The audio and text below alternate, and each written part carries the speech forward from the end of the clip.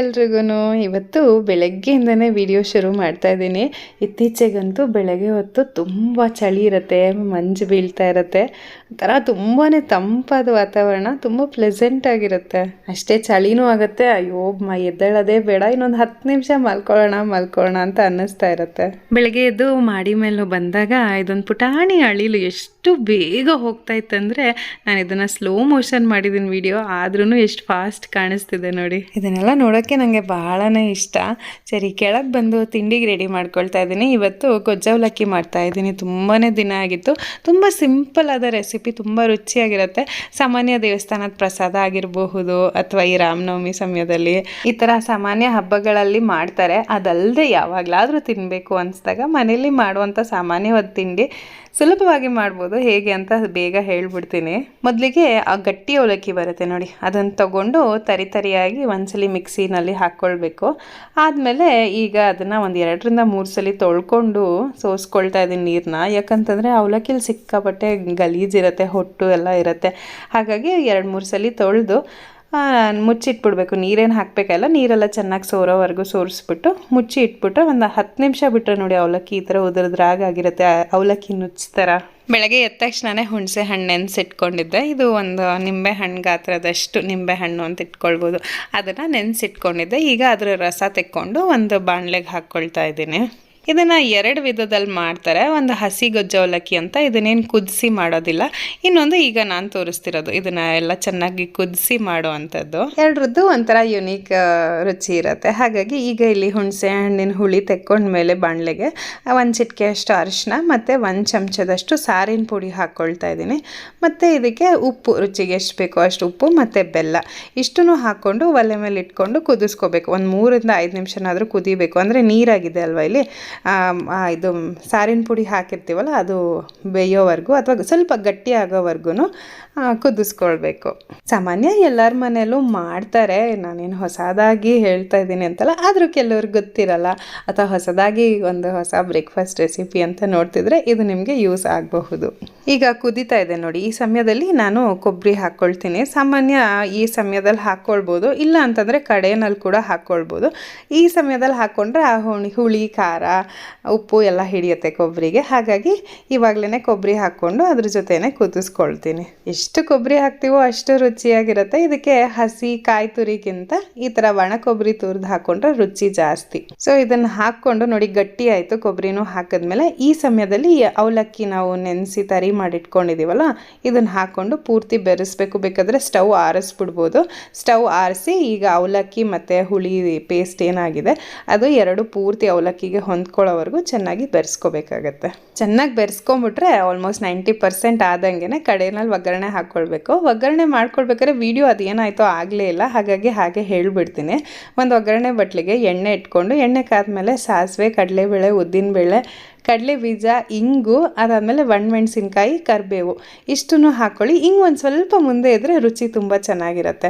ಹಾಗಾಗಿ ಇಷ್ಟನ್ನು ಹಾಕ್ಕೊಂಡು ಒಗ್ಗರಣೆನ ಅವಲಕ್ಕಿ ಹುಳಿ ಜೊತೆ ಬೆರೆಸಿಟ್ಕೊಂಡಿದ್ವಲ್ಲ ಅದನ್ನು ಹಾಕಿ ಚೆನ್ನಾಗಿ ಇನ್ನೊಂದ್ಸಲಿ ಬೆರೆಸ್ಬಿಟ್ರೆ, ಒಗ್ಗರಣೆ ಇಲ್ಲ ಕೂಡ್ಕೊಳ್ಳೋವರೆಗೂ ಬೆಳೆಸ್ಬಿಟ್ರೆ ಗೊಜ್ಜವಲಕ್ಕಿ ರೆಡಿಯಾಗೋಗುತ್ತೆ. ನನಗೆ ಗೊಜ್ಜವಲಕ್ಕಿ ಅಂದರೆ ಹಬ್ಬಗಳೇ ನೆನಪಾಗೋದು ಸಾಮಾನ್ಯ. ಹಾಗೆ ನಾನು ಯಾವತ್ತೂ ಮಾಡೋದಿಲ್ಲ. ಹಬ್ಬಗಳಲ್ಲಿ ಸಾಮಾನ್ಯವಾಗಿ ಮಾಡ್ತಾರೆ, ನಾನು ಮಾಡೋದಿಲ್ಲ. ಯೂಶಲಿ ನಮ್ಮ ಅಮ್ಮನೇ ಮಾಡೋದು. ಈಗ ಸಮನ್ವಿಗೆ ಇಷ್ಟ ಅಂತ ಹೇಳಿ ನಾನು ಮನೇಲಿ ಮಾಡ್ತಾ ಇದ್ದೀನಿ ಅಷ್ಟೇ. ಎಷ್ಟೇ ಹೊಸ ತಿಂಡಿಗಳು ಬಂದ್ರೂ ನಮ್ಮ ಹಳೆಯ ಸಾಂಪ್ರದಾಯಿಕ ತಿಂಡಿಗಳಿರುತ್ತೆ, ಅದ್ರ ಮುಂದೆ ಯಾವುದೂ ಇಲ್ಲ ಅನಿಸ್ಬಿಡುತ್ತೆ. ನಮ್ಮ ತಿಂಡಿ ಎಲ್ಲ ಆಯಿತು. ಗುಂಡಣ್ಣನೂ ತಿಂಡಿ ಎಲ್ಲ ತಿಂದು ಮುಗಿಸಿ ಈಗ ಅವ್ನ ನಾಯಿ ಮರಿಗೆ ಮಮ್ಮಮ್ಮ ತಿನ್ನಿಸ್ತಾ ಇದ್ದಾನಂತೆ. ಎಷ್ಟು ಚೆನ್ನಾಗಿ ಮಮ್ಮಮ್ಮಲ್ಲಿ ಆ ಕೈ ತಗೊಂಡು ಅದ್ರ ಮೂಗಿಗೆ ಬಳಿತಾ ಕೂತಿದ್ದಾನೆ. ಇತ್ತೀಚೆಗಂತೂ ಅವನಿಗೆ ಎಲ್ಲ ಅರ್ಥ ಆಗುತ್ತೆ, ನಾವು ಮಾತಾಡೋದೆಲ್ಲನೂ ಅರ್ಥ ಆಗುತ್ತೆ, ರೆಸ್ಪಾಂಡ್ ಮಾಡ್ತಾನೆ, ಹೇಳಿದ್ದೆಲ್ಲ ಮಾಡ್ತಾನೆ. ತುಂಬ ಮುದ್ದಾಗಿ ಅನಿಸುತ್ತೆ. ತಿನ್ಸು ಸರಿ ಅಕ್ಕಂಗ, ಹಾಂ ತಿನ್ಸು ಸರಿ, ತಿನ್ಸಮ್ಮ. ತಿಂತಾ ಇದೆಯಾ ಬಾಬಾವು? ತಿಂತಾ ಇದೆಯಾ? ಹಾಂ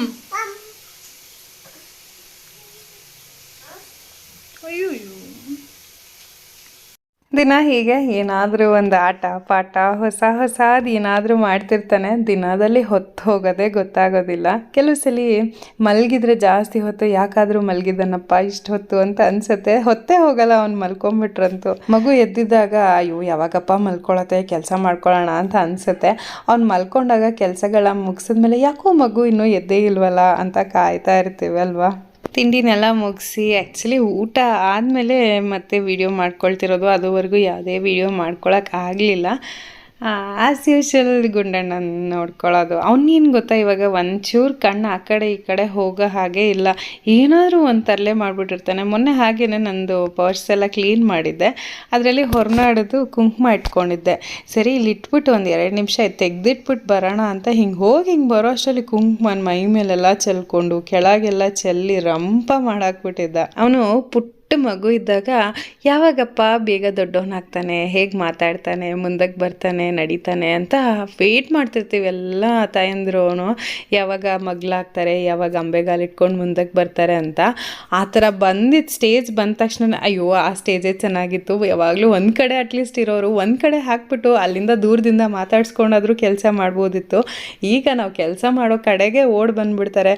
ಅಯ್ಯೋ ಚಿಕ್ಕ ಮಗು ಇದ್ದಿದ್ದ ಸ್ಟೇಜೇ ಎಷ್ಟೋ ಚೆನ್ನಾಗಿತ್ತು ಅಂತ ಅನ್ಸ್ಲಿಕ್ಕೆ ಶುರುವಾಗೋಗುತ್ತೆ ಅಲ್ವಾ. ಅದು ಯಾವಾಗಲೂ ಹಾಗೇನೆ, ಯಾವ ಸ್ಟೇಜ್ ಇರ್ತೀವಿ ಅಥವಾ ಪ್ರೆಸೆಂಟ್ನ ನಾವು ಯೂಶಲಿ ಚೆರಿಷ್ ಮಾಡಲ್ಲ. ಫ್ಯೂಚರ್ ಚೆನ್ನಾಗಿರತ್ತೇನೋ ಅಂತ ಯಾವಾಗಲೂ ಅದೊಂದು ಮನಸ್ಥಿತಿಲಿ ಇರ್ತೀವಿ. ಆದರೆ ಏನು ಗೊತ್ತಾ, ಪಾಸ್ಟು ಅಥವಾ ಫ್ಯೂಚರ್ಗಿಂತ ಯಾವಾಗಲೂ ಅಷ್ಟೇ ಪ್ರೆಸೆಂಟೇ ತುಂಬ ಪ್ಲೆಸೆಂಟ್ ಆಗಿರುತ್ತೆ. ಯಾಕಂತಂದರೆ ಈಗಿನ ಕ್ಷಣ, ಈಗಿನ ಸಮಯ ನಮ್ಮ ಕೈಲಿರುತ್ತೆ. ಪಾಸ್ಟ್ ಆಗಿದ್ದು ಚೇಂಜ್ ಮಾಡೋಕ್ಕಾಗಲ್ಲ, ಫ್ಯೂಚರ್ ಆಗೋದು ನಮ್ಮ ಕೈಲಿಲ್ಲ. ಹಾಗಾಗಿ ನಮ್ಮ ಕೈಲಿರೋದು ಪ್ರೆಸೆಂಟು. ಸೊ ಅದನ್ನು ಎಂಜಾಯ್ ಮಾಡ್ಕೊಳ್ತಾ ಹೋಗಬೇಕಷ್ಟೆ. ಮತ್ತು ಇದೊಂದು ಅರೋಮಾ ಡಿಫ್ಯೂಸರ್ ತರಿಸಿದ್ದೆ, ತುಂಬ ಚೆನ್ನಾಗಿತ್ತು. ನಾನು ಇಮೇಜ್ ನೋಡಿದಾಗ ಎಷ್ಟು ಚೆನ್ನಾಗಿದೆ ಅಂತ ಅನ್ನಿಸ್ತು. ನಾನು ಪುಟಾಣಿದು ಎಕ್ಸ್ಪೆಕ್ಟ್ ಮಾಡಿದೆ, ಬಟ್ ಕಂಪ್ಯಾರಿಟಿವ್ಲಿ ಇದು ಸ್ವಲ್ಪ ದೊಡ್ಡದೇ ಇದೆ. ಸೊ ಹಾಗಾಗಿ ಇದೇ ಜಾಗಕ್ಕೆ ಇಡಬೇಕು ಅಂತಲೇ ತರಿಸಿದ್ದೆ. ಸರಿ, ನಾನು ಯೂಶಲಿ ಎಸೆನ್ಷಿಯಲ್ ಆಯಿಲು ಇಲ್ಲ ಅಂತಂದರೆ ಕರ್ಪೂರನಾದರೂ ಹಾಕ್ಬೋದು. ಮನೆ ಇಡೀ ಘಮ ಘಮ ಅಂತ ಇರುತ್ತೆ. ನನಗೆ ಈ ಥರದೆಲ್ಲ ಬಹಳನೇ ಇಷ್ಟ. ಮನೆಯೆಲ್ಲ ಕ್ಲೀನಾಗಿದ್ದು ಮನೆ ಘಮ ಘಮ ಅಂತಿದ್ರೆ ಪಾಸಿಟಿವ್ ಎನರ್ಜೀಸು, ಪಾಸಿಟಿವ್ ವೈಬ್ರೇಷನ್ಸ್ ಮನೇಲಿ ಜಾಸ್ತಿ ಇರುತ್ತೆ ಅಂತ ಹೇಳ್ತಾರೆ. ಅದು ಅಲ್ಲದೆ ಎಲ್ಲಿ ಶುಚಿ ಇರುತ್ತೋ, ಎಲ್ಲಿ ಸುಗಂಧ ದ್ರವ್ಯಗಳ ವಾಸನೆ ಬರುತ್ತೋ ಅಲ್ಲಿ ಲಕ್ಷ್ಮಿ ವಾಸಸ್ಥಾನ ಇರುತ್ತೆ ಅಂತ ಕೂಡ ಹೇಳ್ತಾರೆ. ಅದೆಲ್ಲ ಏನಿದ್ರು ಅವರವರ ಪರ್ಸ್ನಲ್ ನಂಬಿಕೆಗಳು, ಪರ್ಸ್ನಲ್ ಚಾಯ್ಸ್ಗಳು. ಆದರೆ ನನಗೆ ಇಂಥದ್ದೆಲ್ಲ ತುಂಬಾ ಇಷ್ಟ ಆಗುತ್ತೆ. ಯಾವುದು ಮನಸ್ಸಿಗೆ, ಮನಸ್ಸಿಗೆ ಎರಡೂ ಇಷ್ಟ ಆಗುತ್ತೋ ಅಂಥದನ್ನ ತಗೊಳ್ಳೋದ್ರಲ್ಲಿ ಅಥವಾ ಅಂಥ ಆಚರಣೆಗಳನ್ನ ಫಾಲೋ ಮಾಡೋದ್ರಲ್ಲಿ ನಾನು ಹಿಂಜರಿಯೋದೇ ಇಲ್ಲ. ಮತ್ತಿಲ್ಲಿ ನಾನು ಸಾಮಾನ್ಯ ಸ್ವಲ್ಪ ಕೂತ್ಕೊಂಡು ಸ್ಕೂಲ್ ಕತೆಗಳನ್ನ ಮಾತಾಡ್ಕೊಳ್ತಿರ್ತೀವಿ. ಗುಂಡಣ್ಣ ಮಲಗಿದ್ದಾಗಲೇ ಈ ಕೆಲಸಗಳೆಲ್ಲ ನಾವು ಮಾಡೋದು. ಅವ್ನು ಯಾವಾಗ ಮಲಗಿರ್ತಾನೆ ಅಂದರೆ ಸಂಜೆ ಮತ್ತು ಹೊತ್ತು ಮಲ್ಕೊಳ್ತಾನೆ, ಒಂದು 4-4:15 ಹಾಗೆ. ಆಗ ಸಾಮಾನ್ಯ ಕೂರಿಸ್ಕೊಂಡು ಹೋಮ್ವರ್ಕ್ ಬರ್ಸೋದು, ಇಲ್ಲ ಅವಳು ಸ್ಕೂಲಲ್ಲಿ ಏನು ನಡೀತು ಅದೆಲ್ಲ ಕತೆಗಳು ಕೇಳೋದು ಚೆನ್ನಾಗಿರುತ್ತೆ. ಸ್ಕೂಲ್ ಕತೆಗಳಂತೂ ಕೇಳೋದಕ್ಕೆ ನಂಗೆ ತುಂಬಾ ಇಷ್ಟ. ನಾನು ಯಾವ ಸ್ಕೂಲ್ ಮಕ್ಕಳು ಸಿಕ್ಕಿದ್ರೂ ಸ್ಕೂಲ್ ಕತೆಗಳು, ನಿಮ್ಮ ಸ್ಕೂಲಲ್ಲಿ ಏನು ನಡೀತಾ ಇದೆ ಹೇಳಿ ಅಂತ ಕೂತ್ಕೊಂಡು ಕೇಳ್ತೀನಿ. ಯಾಕಂತಂದರೆ ಅದು ಏನೋ ಒಂಥರ ಸೆನ್ಸ್ ಆಫ್ ತುಂಬ ಖುಷಿ ಕೊಡುತ್ತೆ ನನಗೆ. ಹಾಗಾಗಿ ಸಾಮಾನ್ಯ ಹತ್ರ ಕೇಳ್ತಾ ಇರ್ತೀನಿ, ಏನು ಮಾಡಿದ್ರಿ ಸ್ಕೂಲಲ್ಲಿ, ಏನು ನಡೀತು ಅಂತ. ಅವಳಂತೂ ಎಲ್ಲ ಹೇಳ್ತಿರ್ತಾಳೆ. ಸ್ಕೂಲಲ್ಲಿ ಏನು ನಡೀತು, ಏನೇನು ಮಾಡಿದ್ರು, ಏನೇನು ತಮಾಷೆ ವಿಷಯ ನಡೀತು ಪ್ರತಿಯೊಂದನ್ನು ಹೇಳ್ತಾ ಇರ್ತಾಳೆ. ಮತ್ತು ಅವಳಿಗೇನಾದರೂ ಹೇಳ್ಕೊಡೋದಿರ್ಬೋದು ಅಥವಾ ಏನಾದರೂ ಡ್ರಾಯಿಂಗು ಅದು ಇದು ಇಲ್ಲ, ಸುಮ್ಮನೆ ಆದರೂ ಕೆಲವು ದಿವಸ ಕೂತ್ಕೊಂಡು ಅವಳ ಜೊತೆ ಕಾಲ ಕಳೀತಿರ್ತೀನಿ. ಯಾಕಂತಂದರೆ ಏನಾಗುತ್ತೆ, ತುಂಬ ಜನ ಕೇಳ್ತಿದ್ರಿ 2 ಮಕ್ಕಳಿದ್ದಾಗ ಹೇಗೆ ಮ್ಯಾನೇಜ್ ಮಾಡಿದ್ರಿ, ಫಸ್ಟ್ ಒನ್ನ ಹೇಗೆ ಮ್ಯಾನೇಜ್ ಮಾಡಿದ್ರಿ ಅಂತ ಹೇಳಿ. ಅದು ತುಂಬಾ ಒಂದು ಚಾಲೆಂಜಿಂಗ್ ಆಗಿರೋ ಒಂದು ಸಿಚುವೇಶನ್ ಆಯಿತಾ. 2ನೇ ಮಗು ಬಂದ ತಕ್ಷಣ 1ನೇ ಮಗುಗೆ ನನಗೆ ಅಟೆನ್ಷನ್ ಕಮ್ಮಿ ಆಗ್ತಿದೆ ಅನ್ನೋ ಒಂದು ಭಾವನೆ ಬಂದ್ಬಿಡುತ್ತೆ. ಅದನ್ನು ನಿಭಾಯಿಸ್ಕೊಂಡು ಹೋಗೋದು, ಸಂಭಾಳಿಸ್ಕೊಂಡು ಹೋಗೋದು ತುಂಬ ಜಾಣತನದಿಂದ ಮಾಡಬೇಕಾಗತ್ತೆ. ಒಂಚೂರು ನಾವು ಸಿಡ್ಕಿದ್ವೋ ಅಥವಾ ಚಿಕ್ಕ ಮಗು ಸಲುವಾಗಿ ದೊಡ್ಡ ಮಗುನ ಬೈದ್ವೋ ಆ ಥರ ಏನಾದರೂ ಆಯಿತು ಅಂದರೆ ಮಕ್ಕಳು ತುಂಬ ಜರ್ಕೊಂಬಿಡ್ತಾರೆ, ಅದನ್ನು ಮನಸ್ಸಲ್ಲೇ ಇಟ್ಕೊಂಬಿಡ್ತಾರೆ. ಕೆಲವು ಸಲ ಚೈಲ್ಡ್ಹುಡ್ ಟ್ರಾಮಾಸ್ ಎಲ್ಲ ಆಗೋ ಥರನೂ ಇರುತ್ತೆ. ಹಾಗಾಗಿ ಆದಷ್ಟು ಇಷ್ಟು ದಿನ ಅವಳಿಗೆ ಎಷ್ಟು ಇಂಪಾರ್ಟೆನ್ಸ್ ಕೊಡ್ತಿದ್ವೋ ಅದೇ ಥರ ಇಂಪಾರ್ಟೆನ್ಸ್ ಇವತ್ತುವರೆಗೂ ಕೊಡೋದಕ್ಕೆ ಪ್ರಯತ್ನ ಮಾಡ್ತಾ ಇದ್ದೀವಿ. ಅಂದರೆ ಶುರುವಿನಲ್ಲಿ ನನಗೂ ಆ ಇಂಬ್ಯಾಲೆನ್ಸ್ ಆಗ್ತಾ ಇತ್ತು. ಹೋಗ್ತಾ ಹೋಗ್ತಾ ಹಾಗೆ ಬಂದ್ಬಿಡುತ್ತದು. ಹೀಗೆ ನಡ್ಕೊಳ್ಬೇಕು, ಹೀಗೇ ಮಾಡಬೇಕು ಅನ್ನೋ ಒಂದು ಹಾರ್ಡ್ ಕೋರ್ ರೂಲ್ ಪ್ರತಿಯೊಬ್ಬರು ಮನೆಗೂ. ನಮ್ಮ ಮನೇಲಿ ನಡೆಯೋದು ನಿಮ್ಮ ಮನೆಗೆ ಸೆಟ್ ಆಗಲ್ಲ, ಅಥವಾ ಇನ್ನೊಬ್ಬರು ಮನೇಲಿ ನಡೆಯೋದು ನಮ್ಮ ಮನೇಲಿ ವರ್ಕೌಟ್ ಆಗದಿರ ಇರ್ಬೋದು. ಅವ್ರವ್ರ ಮನೆ ವಿಷಯಕ್ಕೆ ತಕ್ಕಂಗೆ ಅಥವಾ ಅವ್ರವ್ರ ಮನೆ ಪರಿಸ್ಥಿತಿಗೆ ತಕ್ಕಂಗೆ ಸಿಚುವೇಶನ್ಸ್ನ ಹ್ಯಾಂಡಲ್ ಮಾಡಬೇಕಷ್ಟೇ. ಸೊ ಸಮನ್ವಿಗೂ ಇವಾಗ ಗುಂಡಣ್ಣ ನಮ್ಮ ಮನೆಯ ಒಂದು ಭಾಗ, ಅಥವಾ ಅವ್ನು ನಮ್ಮವನು, ನನ್ನ ತಮ್ಮ ಅನ್ನೋ ಒಂದು ಭಾವನೆ ತುಂಬ ಸ್ಟ್ರಾಂಗಾಗಿ ಬಂದಿರೋದ್ರಿಂದ ಈಗ ಅವನಿಗೆ ಮಾಡ್ತೀಯಾ ನನಗೆ ಮಾಡ್ತೀಯಾ ಅಂತ ಹೇಳ್ತಾ ಇಲ್ಲ. ಅವನು ನನ್ನ ತಮ್ಮ ಅನ್ನೋದನ್ನು ಅಕ್ಸೆಪ್ಟೆನ್ಸ್ ಬಂದಿದೆ. ಅವಳು ಮಾಡೋಕ್ಕೆ ಮುಂಚೆ ನನಗಿಂತ ಹೆಚ್ಚಾಗಿ ಅವಳೇ ಜಾಸ್ತಿ ಕೇರ್ ಮಾಡ್ತಾಳೆ. ಇನಿಷಿಯಲ್ ಡೇಸಲ್ಲಿ ಅಂದರೆ ಗುಂಡಣ್ಣ ಹುಟ್ಟಿದಾಗ ಸಮನ್ವಿಯಾಗ ಅವಳೊಬ್ಬಳೇ ಅಲ್ವಾ ನಮ್ಮ ಮನೇಲಿ ಮಗು ಅಂತಿದ್ದು. ಪ್ರತಿಯೊಂದು ವಿಷಯದ ಇಂಪಾರ್ಟೆನ್ಸು ಅವಳಿಗೆ ಇರೋದು, ಎಲ್ಲ ಅಟೆನ್ಷನು ಅವಳಿಗೆ ಇರೋದು. ಸಡನ್ನಾಗಿ ಇನ್ನೊಂದು ಮಗು ಬಂತು, ಎಲ್ಲರೂ ಪುಟ್ಟ ಮಗುನ ಕಡೆ ನೋಡ್ತಾ ಇದ್ದಾರೆ, ನನ್ನ ಕಡೆ ನೋಡ್ತಾ ಇಲ್ಲ ಅನ್ನೋ ಒಂದು ಕಾನ್ಷಿಯನ್ಸ್ ಎಲ್ಲ ಮಕ್ಳಿಗೂ ಬಂದ್ಬಿಡತ್ತಾಯ್ತಾ ಎರಡನೇ ಮಗು ಆದ ತಕ್ಷಣ. ಸೊ ಅದರಿಂದ ತುಂಬ ಜಾಣತನದಿಂದ ಪ್ರತಿ ಸದಸ್ಯರು ಅದನ್ನು ಮನಸ್ಸಲ್ಲಿ ಇಟ್ಕೊಳ್ಬೇಕು. ಆ ಮಗುನೂ ಇಂಪಾರ್ಟೆಂಟು, ನೀನು ಕೂಡ ಇಂಪಾರ್ಟೆಂಟು ಅನ್ನೋ ಒಂದು ಭಾವನೆನ ಮೊದಲನೇ ಮಗುನಲ್ಲಿ ತರಿಸ್ಬೇಕು. ಮೊದಲನೇ ಮಗುನ ನೆಗ್ಲೆಕ್ಟ್ ಮಾಡಿ ಎರಡನೇ ಮಗುನ ಎತ್ತಾಡಿಸಿದ್ರೆ ಮೊದಲನೇ ಮಗು ಮಾತ್ರ ತುಂಬ ಡಲ್ಲಾಗಿಬಿಡುತ್ತೆ. ಹಾಗಾಗಿ ಸಮನ್ವಿ ಜೊತೆನೂ ನಾನು ಹಾಗೆಯೇ ತುಂಬ ಪೇಷನ್ಸ್ ತಗೊಂಡು ಆಗಿದೆ. ನಾನೇನು ಎಲ್ಲ ಪರ್ಫೆಕ್ಟಾಗಿ ಹ್ಯಾಂಡಲ್ ಮಾಡಿದೆ ಅಂತ ಹೇಳಲ್ಲ. ಇಂಬ್ಯಾಲೆನ್ಸ್ ನನಗೂ ಕೂಡ ಲರ್ನಿಂಗ್ ಪ್ರಾಸೆಸ್ ಅದು, ಬಿಕಾಸ್ ನನಗೂ ಹೊಸತದು.